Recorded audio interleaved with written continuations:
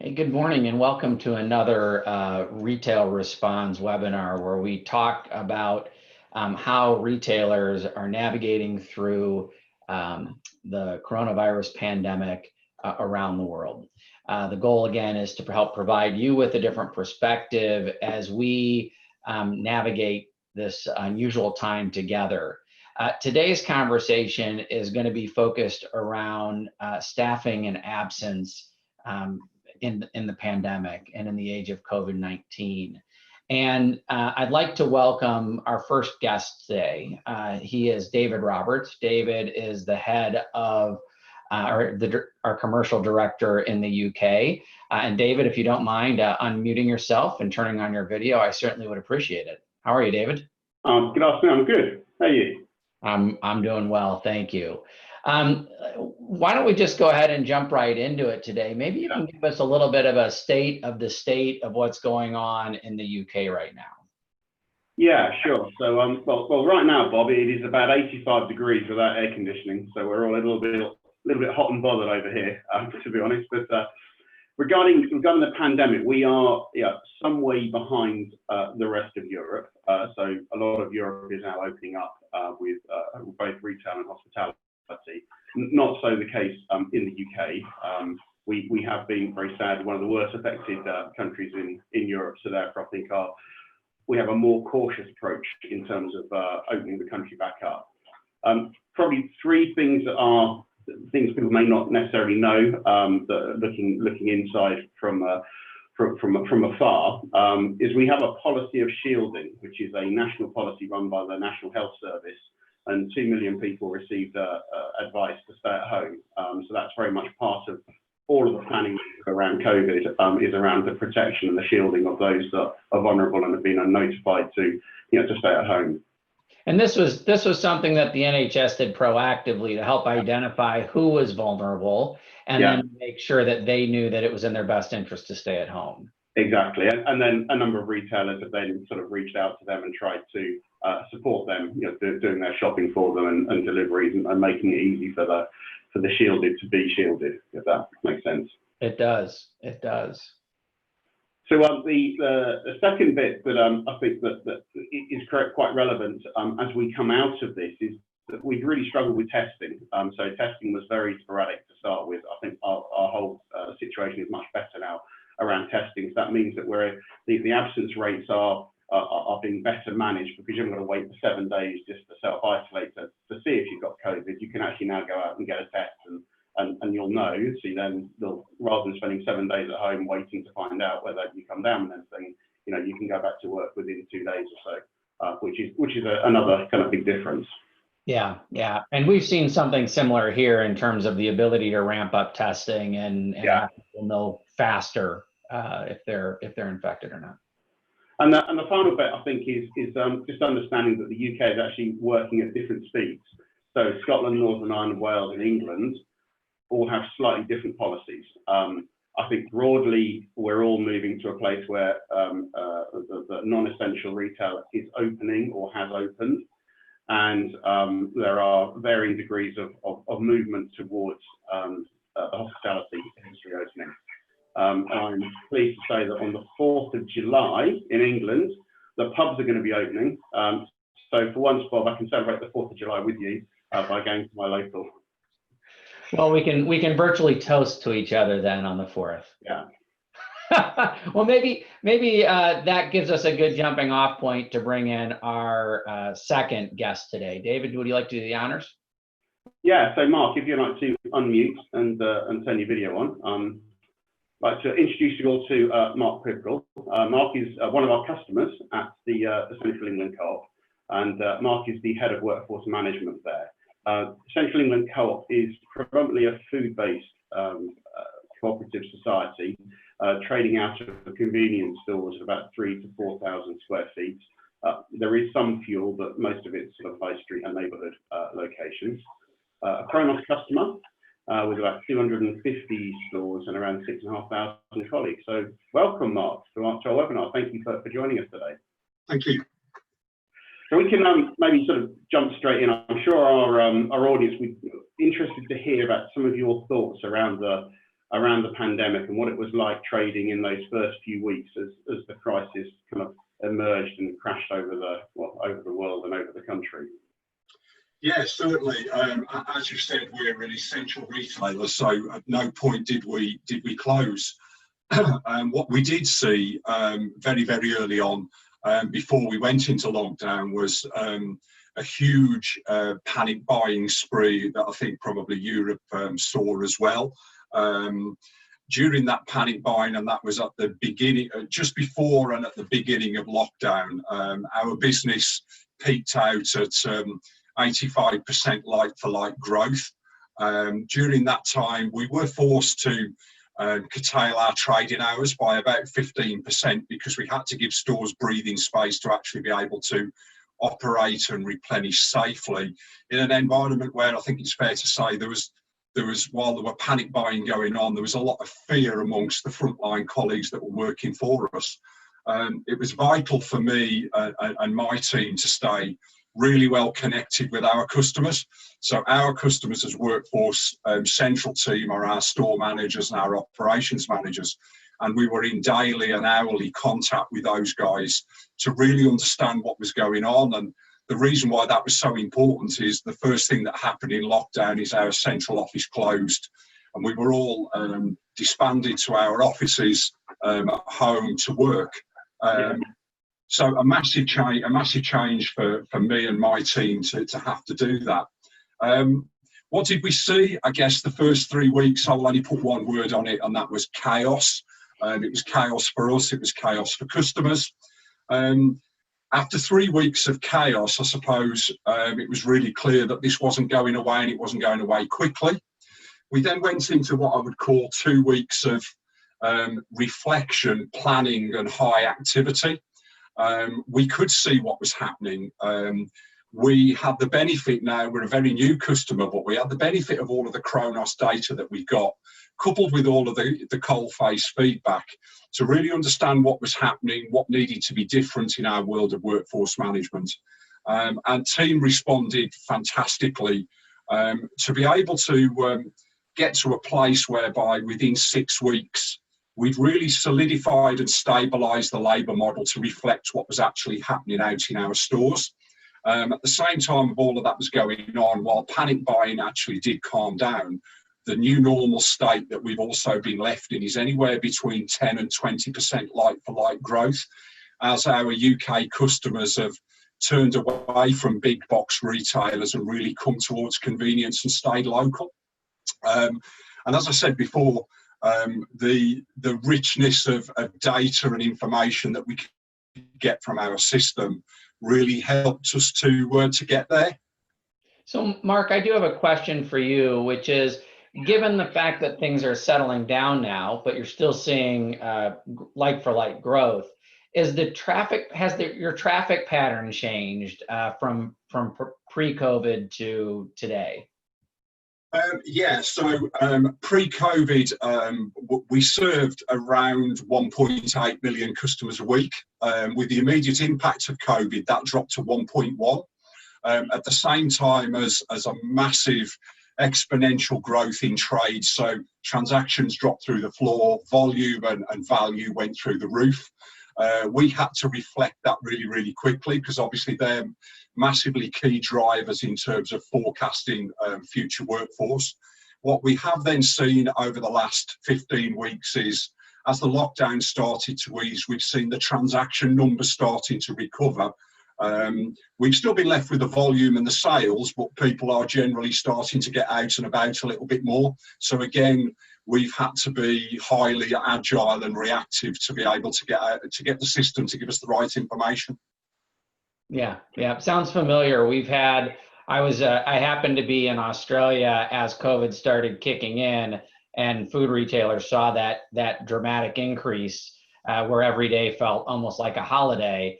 And they all seem to have kind of, no matter where you are, whether it's the UK, Australia, Canada, US, everybody kind of experienced that same pattern, and seeing things, settle down but still accelerated. Yeah, I think what we saw, Bob, was on the biggest day in UK retail really would be the 23rd of December. and we had 15 of those on the bounce. That was the scale of the panic buying. Yeah. So Mark, what do you think kind of changes now that you've been through that, and now the rest of retail is opening up? Do you see that's going to have a big impact, and how are you planning on managing that impact?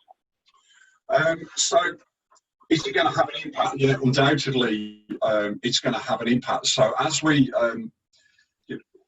went into the pandemic and the lockdown, we took a lot of actions within our forecasting system, a lot of actions within our labour model. What we did do is everything that we did planning on the way in, we documented and analysed so that we could use that information on the way out. And that's what we're starting to do now. So everything that we used to respond to transactions immediately falling through the floor, we can use the same rationale and the same tools to start to recover the transactional volume in the forecasting. And anything that we adjusted in the labour model, we learned very rapidly what we needed to do, therefore documented. We know exactly what we need to do coming out.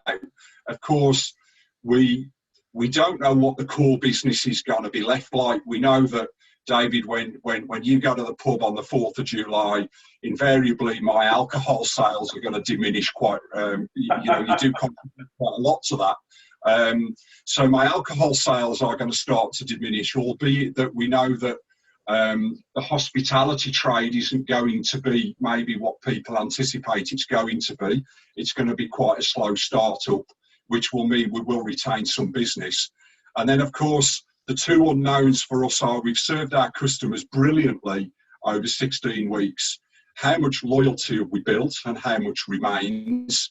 And then probably the same with every country in the world, we are probably facing into either an extremely large or a short and sharp recession, which won't help us. But all of the things that we've learned, we can use to react and respond to what we see.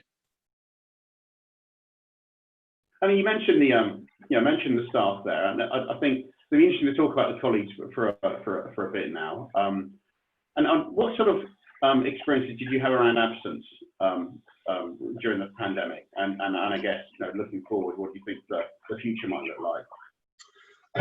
Okay, so as social distancing measures were introduced just pre-lockdown, in a 3-week period of time, we've got 6,000 colleagues in our business. We will always have an underlying rate of absence, but on top of that underlying rate of absence, within 3 weeks, we peaked with an additional 1,000 colleagues absent from the business for many different reasons, believing they'd got COVID, or as you've described with Bob to start with, 400 of those 1,000 colleagues are actually considered to be vulnerable. So we know they will not be back with us until at least the 1st of August. That's if they really do want to come back to work at that point. So we had a huge spike in absence. That's 15% of our colleagues away from work. What we were able to do within 3 weeks is recruit 900 temporary colleagues. For every cloud, there's a silver lining. As the economy closed down, lots of people got laid off. And actually were looking for work, so we were able to change our HR policies and recruit extremely quickly. That left us then with 900 residual temporary contracted colleagues in our stores. Again, we're using all of our Kronos data to make week-on-week decisions on those colleagues. Some of them are absolutely fantastic and we want to keep. Some of them we absolutely need to keep because the trade is still there. Some stores have over-recruited and we're giving notice of end of those temporary contracts. And invariably, as the economy starts to reopen, some of those people want to go back to their jobs that they had pre-COVID. So that's our ongoing challenge to make sure that our contracted work base is still fit for purpose for us. That's interesting, actually. I hadn't thought of that. So the people who are shielding, are almost sort of on long-term absence, and it's more I suppose the infection rates and the short-term absence is the bit that's more difficult to manage. Was that your experience? Yeah, very much so. In the world that you described before, where we didn't have testing, when you consider that the guidance was, if you felt feverish or you've got a cough, you might have COVID. Well, then that was kind of almost half the UK population at that moment in time. We were in the very early spring, so. We had a very unclear picture going in because we couldn't actually test whether anybody had got COVID. So we got some colleagues on 7-day isolation, some on 14-day, some that actually we know did have COVID, and then we had the vulnerable in there. On the way in, we created 7 new absence reason codes. In hindsight, we wouldn't have done that. That was driven mainly through a central support centre thirst for information about what was going on. And what we ended up doing was confusing our customer. It's extremely difficult then for a store manager to decide what reason code to put somebody on, when in actual fact, COVID was COVID. And the decision really was only, am I paying you or am I not paying you? So in hindsight, we'd have been a lot more efficient in the way that we tracked absence. And knowing, as you said, coming out of this, if we do spike again, we may have somebody that phones us up and said, I've got symptoms. We can immediately say, get your test booked, and tomorrow give us the results of your test. So we'll be very clear then we will be dealing with somebody that's got COVID or not got COVID. Yeah. We saw a lot of our customers globally do the same thing, which was implement several different pay codes or absence codes, depending on what the case was. And some of that was necessary because they were giving a premium for working during COVID times, and in other cases, I think they had similar experiences in terms of maybe overkill in terms of the coding of things. Lessons learned for hopefully something we won't experience again in the future. Absolutely. So the other thing I was curious about, Mark, there's lots of guidance being given to retailers around, team scheduling and contact chasing or following up on people who known to have known infections. What's been your experience of that? Because it seems quite a lot of bureaucracy out there. Has that been very helpful to you? I think we've extensively read probably thousands of pages of guidelines now to see how it applies to us. What we saw with the government talked a lot about kind of team scheduling.